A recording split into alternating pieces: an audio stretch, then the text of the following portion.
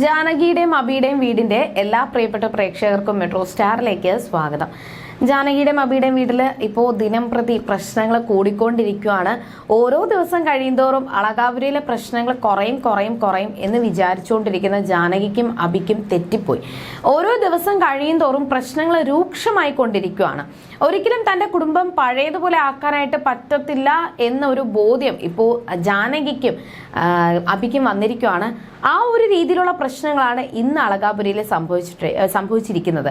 എന്തായാലും ഇന്നത്തെ എപ്പിസോഡോടുകൂടി അവിടെ ജാനകിയുടെയും അബിയുടെയും ജീവിതത്തിൽ വളരെ ഒരു നിർണായക ഘട്ടം തന്നെയാണ്. എന്താണ് സംഭവിച്ചിട്ടുണ്ടാവുക എന്ന് നമുക്ക് നോക്കാം. അതിനു മുൻപ് ആദ്യമായിട്ടാണ് ഈ ചാനൽ കാണുന്നതെങ്കിൽ തീർച്ചയായിട്ടും സബ്സ്ക്രൈബ് ചെയ്യുക. അപ്പോൾ ഞങ്ങളിടുന്ന പുതിയ സീരിയൽ റിവ്യൂ വീഡിയോസ് എല്ലാം നിങ്ങൾക്ക് ലഭിക്കുന്നതായിരിക്കും.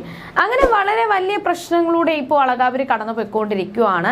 എന്തായാലും അജയ് തൻ്റെ ആ ഒരു സ്വത്തുക്കൾ നേടിയെടുക്കാൻ വേണ്ടിയിട്ട് തന്നെ ഇറങ്ങി പുറപ്പെട്ടിട്ടുണ്ട്. അപ്പോൾ അജയും നിരഞ്ജനയും പിന്നെ അമലും അപർണയും കൂടി സംസാരിച്ചുകൊണ്ടിരിക്കുമ്പോൾ അജയ് പറഞ്ഞ കാര്യം, നിനക്ക് സൂര്യപ്രഭ ഓർഗനൈസേഷന്റെ CEO പോസ്റ്റ് വേണമെന്നുണ്ടെങ്കിൽ നീ എനിക്ക് ആ ഒരു സ്വത്തുക്കൾ, അതായത് നമ്മുടെ മൂന്നാറിലെ എസ്റ്റേറ്റ് എനിക്ക് തിരിച്ചു വേണം. നിനക്ക് ആ ഒരു സൂര്യപ്രഭ ഓർഗനൈസേഷൻ കാര്യങ്ങളൊക്കെ വേണമെന്നുണ്ടെങ്കിൽ എനിക്ക് ആ ഒരു സ്വത്തുക്കൾ കിട്ടിയേ മതിയാകൂ എന്ന് അജയ് ഉറപ്പിച്ചു പറയുവാണ്. അതിന്റെ പേരിൽ ചെറിയൊരു സംസാരങ്ങളൊക്കെ നടന്നുവെങ്കിലും ഇനി എന്തൊക്കെ ചെയ്യണമെന്ന് എനിക്കറിയാം. എന്തായാലും ഈ ഒരു സ്വത്തുക്കള് അച്ഛന്റെ ആദ്യത്തെ ഭാര്യയിൽ പിറന്ന മകനല്ലേ ഇപ്പൊ അച്ഛൻ എഴുതി വെച്ചിട്ടുണ്ടാവുക, അതെല്ലാ മക്കൾക്കും തുല്യ അവകാശപ്പെട്ടതാണെന്നും ഇനി അബി അച്ഛന്റെ മകനാണ് എന്ന് തെളിയിക്കാനായിട്ട് വേണമെങ്കിൽ DNA ടെസ്റ്റ് വരെ നടത്തണം എന്നൊരു നിലപാടിൽ വരെ അവിടെ അജയ് എത്തി.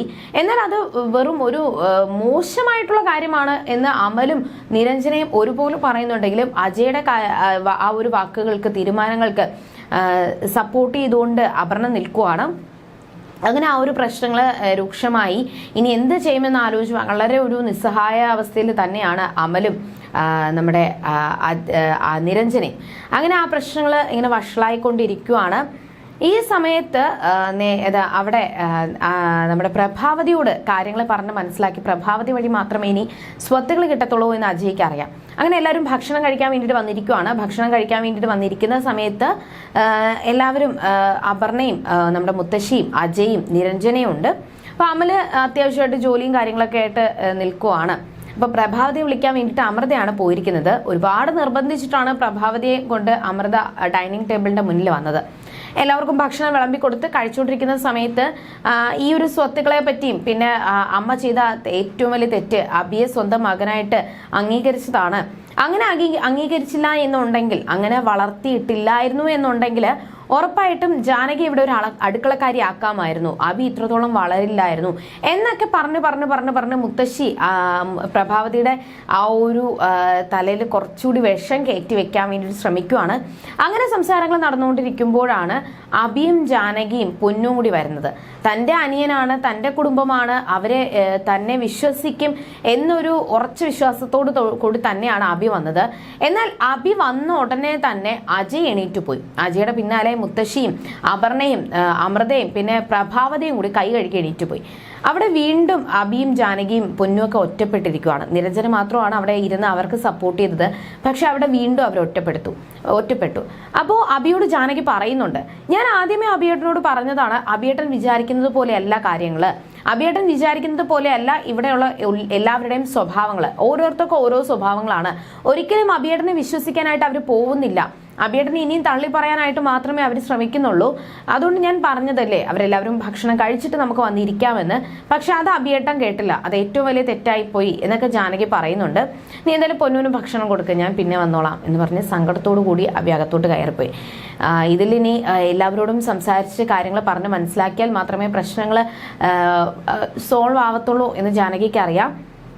മുത്തശ്ശി നേരെ പ്രഭാവതിയെ വിളിച്ച് മാറ്റിക്കൊണ്ട് നിർത്തിയതിനു ശേഷം, ഈ സ്വത്തുകൾ നീ കൈക്കലാക്കിയേ മതിയാകൂ, ഇല്ലാന്നുണ്ടെങ്കിൽ നിന്റെ മക്കള് വഴിയിൽ തെരുവിലോട്ട് ഇറങ്ങേണ്ട അവസ്ഥ വരും. ജാനകിക്കും അബിക്കും സ്വത്തുക്കളെല്ലാം കൈമാറിയിരിക്കുവാണ്. അപ്പൊ നീ പോയി സൂര്യനാരായണനോട് ചോദിക്ക്, സ്വത്തുക്കളെ ഭാഗം വെക്കാനായിട്ട് പറ, ഈ സ്വത്തുക്കളെ തിരിച്ച് റദ്ദാക്കാനായിട്ട് പറ. അങ്ങനെ ചെയ്തില്ല എന്നുണ്ടെങ്കിൽ അബിയെക്കുറിച്ചുള്ള ജന്മരഹസ്യം എല്ലാവരോടും പറയുമെന്ന് ഭീഷണിപ്പെടുത്ത്. എന്നിട്ടും ചെയ്തില്ല എന്നുണ്ടെങ്കിൽ ബാക്കി എന്താണെന്ന് വെച്ചാൽ നമുക്ക് നോക്കാം എന്നൊക്കെ പറഞ്ഞ് മുത്തശ്ശി എരിവേറ്റി പ്രഭാവതി അങ്ങോട്ട് അയച്ചിരിക്കുവാണ്. പ്രഭാവതി നേരെ ചെന്നപ്പോൾ അച്ഛൻ റൂമിലുണ്ട്. അപ്പോൾ സൂര്യയോട് സംസാരിച്ചു. എന്നിട്ട് സ്വത്തുക്കള് ഭാഗം വെക്കുന്ന കാര്യത്തെ പറ്റി പറഞ്ഞു. എന്നിട്ട് സൂര്യയോട് പറഞ്ഞ കാര്യം, ഞാൻ ആ ഒരു സമയത്ത് നിങ്ങൾ എന്നെ ചതിച്ചതാണ്. അപ്പം ഞാൻ എങ്ങനെ നിന്നെ ചതിച്ചു എന്ന് നീ എന്ന് പറയുമ്പോഴാണ്, നിങ്ങൾ ഒരു ആദ്യത്തെ ഭാര്യയിൽ പിറന്ന മകനെ എൻ്റെ കയ്യിൽ ഏൽപ്പിച്ചതിന് ശേഷം സ്വന്തം മകനായിട്ട് വളർത്താൻ പറഞ്ഞു. ഞാൻ സ്വന്തം മകനായിട്ട് വളർത്തി. എൻ്റെ മക്കൾക്ക് കൊടുക്കേണ്ട സ്നേഹത്തെക്കാൾ ഉപരി ഞാൻ അവന് സ്നേഹം കൊടുത്തു. ഇന്ന് അവനെ ഒറ്റപ്പെടുത്തി, മുത്തശ്ശി ഒറ്റപ്പെടുത്തിയപ്പോഴും എല്ലാം എൻ്റെ മകനെന്ന് പറഞ്ഞ് ഞാൻ അവനെ ചേർത്ത് നിർത്തി. അങ്ങനെ അന്ന് തൊട്ട് ഇന്ന് വരെ എൻ്റെ മൂത്ത മകനായിട്ട് ഞാൻ അവനെ വളർത്തിയിട്ട് നിങ്ങൾ അവസാനം എന്നെ ചതിച്ചു എന്നൊക്കെ സൂര്യ പറയുന്നുണ്ട്. അതുകൊണ്ട് ഈ സ്വത്തുക്കൾ റദ്ദ് ചെയ്തേ മതിയാകൂ. ഈ കുടുംബത്തിന്റെ പ്രശ്നങ്ങൾ തീരണമെന്നുണ്ടെങ്കിൽ റദ്ദ് ചെയ്തേ മതിയാകൂ. സ്വത്തുക്കൾ ഭാഗം വെക്കണം എന്നൊക്കെ പറയുമ്പോഴും അവിടെ സൂര്യ പറഞ്ഞ ഒരു കാര്യമുണ്ട്. ഈ രഹസ്യങ്ങൾ പുറത്തു കൊണ്ടുവന്നത് തമ്പിയാണ്. തമ്പി എന്ന് പറയുമ്പോൾ നമ്മുടെ കുടുംബത്തെ തകർക്കാൻ വേണ്ടിയിട്ട് നോക്കി നിൽക്കുന്ന ആളാണ്. അങ്ങനെയുള്ള സമയത്ത് നീ പറയുന്നത് പോലെ എല്ലാം കേട്ട് കഴിഞ്ഞാൽ അവിടെ തമ്പിയുടെ മുന്നിൽ തോറ്റു കൊടുക്കുന്നതിന് സമമാണത്. അതുകൊണ്ട് ഞാൻ ഒരിക്കലും തോറ്റു കൊടുക്കാൻ പോകുന്നില്ല. സൂര്യനാരായണൻ എപ്പോഴും ജയിച്ചിരിക്കും, സൂര്യനാരായണൻ തോക്കാൻ പോകുന്നില്ല. അതുകൊണ്ട് നീ എന്തൊക്കെ പറഞ്ഞാലും നീ പറയുന്ന കാര്യങ്ങൾ കേൾക്കാൻ ഞാൻ പോകുന്നില്ല. സ്വത്തുക്കൾ എന്തായാലും റദ്ദ് ചെയ്യാൻ ഞാൻ തീരുമാനിച്ചിട്ടില്ല എന്നുകൂടി സൂര്യ പറഞ്ഞപ്പോൾ ദേഷ്യത്തോടു കൂടി പ്രഭ ഇറങ്ങിപ്പോയി. അപ്പോൾ എന്തായാലും പ്രഭാവതിയുടെ മനസ്സിലൊന്ന് അതേ ദേഷ്യമുണ്ട്. അതിൻ്റെ കൂടെ ഇതും കൂടി ആയപ്പോൾ കുറച്ചുകൂടി തികഞ്ഞു. പ്രഭാവതി ദേഷ്യത്തിലാണ്. അപ്പോൾ രാവിലെ തന്നെ ഉറക്കം എണീച്ചിട്ട് ജാനകി തൻ്റെ അച്ഛന് ചായ കൊണ്ടു കൊടുത്തു. ചായ കൊണ്ടു കൊടുക്കുന്ന സമയത്ത് തന്നെ അച്ഛന് നല്ല ക്ഷീണം ഉണ്ടായിരുന്നു. അപ്പോൾ ജാനകി അതിനെപ്പറ്റി പറയുകയും ഹോസ്പിറ്റലിൽ പോകണമെന്ന് ചോദിക്കുമ്പോൾ വേണ്ട എന്നൊക്കെ പറയുന്നുണ്ട്. അച്ഛൻ അമ്മയോട് കാണിച്ചത് തെറ്റായിപ്പോയി, അമ്മയോട് പറയാത്തതാണ് അമ്മയ്ക്ക് ദേഷ്യം എന്ന് പറയുമ്പോഴും ഞാൻ പറയാത്തത് തെറ്റായിപ്പോയി, പക്ഷേ പറഞ്ഞു കഴിഞ്ഞാൽ എന്ത് സംഭവിക്കും എന്ന് എനിക്കറിയാം. അതുകൊണ്ട് തന്നെയാണ് ഞാൻ പറയാതിരുന്നതെന്നും ഇപ്പോൾ ഞാൻ ചെയ്തതിലെ എനിക്ക് ഒരു തെറ്റും തോന്നുന്നില്ല, ഞാൻ ശരി തന്നെയാണ് ചെയ്തത്. ഈ സ്വത്തുക്കള് അബിയുടെ പേരിലാണെന്നും അബി തൻ്റെ മൂത്ത മകനാണെങ്കിൽ പോലും ആദ്യ ഭാര്യയിൽ പിറന്ന മകനാണ് എന്ന് അറിഞ്ഞപ്പോൾ എല്ലാവരും അവനോട് കാണിക്കുന്ന ആ ഒരു ദേഷ്യവും എല്ലാം ഇപ്പോൾ അവരെ എങ്ങനെയാണ് പെരുമാറുന്നത് എന്ന് എനിക്കറിയാം. അതുപോലെ തന്നെയാണ് ആ ഒരു സമയത്ത് അവന്റെ ഈ ഒരു ജന്മരഹസ്യം അറിഞ്ഞാലും നടക്കാൻ പോകുന്നത്. അത് അറിഞ്ഞുകൊണ്ട് തന്നെയാണ് ഞാൻ ഈ കാര്യത്തെപ്പറ്റി ആരോടും പറയാതിരുന്നത് എന്നൊക്കെ പറയുന്നുണ്ട്. മാത്രമല്ല ജാനകി പറഞ്ഞത് ഇതിനെല്ലാത്തിനും കുറ്റക്കാരി ഞാനാണ്. അപർണയെ മരുമകളായിട്ട് ഈ വീട്ടിൽ കൊണ്ടുവന്നത് കൊണ്ടാണ് ഈ പ്രശ്നങ്ങൾ ഇങ്ങനെ വന്നത് എന്ന് സൂര്യയോട് ജാനകി പറയുമ്പോഴും സൂര്യ പറഞ്ഞ ഒരു കാര്യമുണ്ട്, അതൊരിക്കലും തെറ്റായി പോയിട്ടില്ല. ഇവിടെ തമ്പിയാണ് രഹസ്യങ്ങളെല്ലാം പുറത്തു കൊണ്ടുവന്നത്. പക്ഷേ ഈ പ്രശ്നങ്ങളെല്ലാം മാറും, എല്ലാവരും ഒരുമിക്കുന്ന ദിവസം വരും. അപർണ നിന്നെ ഏട്ടത്തിന്ന് നിന്റെ മുഖത്ത് നോക്കി വിളിക്കുന്ന ദിവസം വരും. അങ്ങനെ ഒരു ദിവസത്തിന് വേണ്ടിയിട്ട് മോള് കാത്തിരിക്കണം. എന്തായാലും ഈ പ്രശ്നങ്ങളൊക്കെ ഇങ്ങനെയൊക്കെ പോവും, നീ അതൊന്നും കാര്യമാക്കേണ്ട ആവശ്യമില്ല എന്ന് സൂര്യ പറഞ്ഞ് മനസ്സിലാക്കി. എന്നിട്ട് സൂര്യ സങ്കടത്തോടു കൂടി നിൽക്കുവാണ്. പ്രഭ പോലും തന്നെ വിശ്വസിക്കുന്നില്ലല്ലോ, തന്നെ മനസ്സിലാക്കുന്നില്ലല്ലോ. അങ്ങനെ പ്രഭാവതി ചായ കുടിച്ചുകൊണ്ടിരിക്കുമ്പോൾ ജാനകി നേരെ ചെന്നു. എന്നിട്ട് അച്ഛന് നല്ല ക്ഷീണമുണ്ടെന്നും അതുകൊണ്ട് അമ്മ ഒന്ന് അച്ഛനോട് അടുത്തേക്ക് ചെല്ലണം, അച്ഛനോട് സംസാരിക്കണം എന്നൊക്കെ പറയുമ്പോഴും അയാൾക്ക് എന്ത് സംഭവിച്ചാലും എനിക്കൊരു യാതൊരു കുഴപ്പമില്ല, സ്വത്തുക്കളെല്ലാം നീയും നിന്റെ ഭർത്താവും കൂടി അടിച്ചെടുത്തില്ലേ, അപ്പൊ നിങ്ങൾ തന്നെ നോക്കിക്കോ. സ്വത്തുക്കൾ കൈക്കലാക്കിയതിനു ശേഷം അയാളെ എന്റെ തലയിൽ എടുത്തു വെക്കാനായിട്ടാണോ നീ ശ്രമിക്കുന്നത്? അതൊന്നും നടക്കാൻ പോകുന്നില്ല എന്നൊക്കെ പ്രഭാവതി മോശമായിട്ടുള്ള രീതിയിൽ ജാനകിയോട് സംസാരിച്ചു. എന്നാൽ അമ്മ ഇത് കാണിക്കുന്നത് ക്രൂരതയാണ്. അച്ഛനോട് എങ്ങനെ പറയാനൊന്നും പാടില്ല.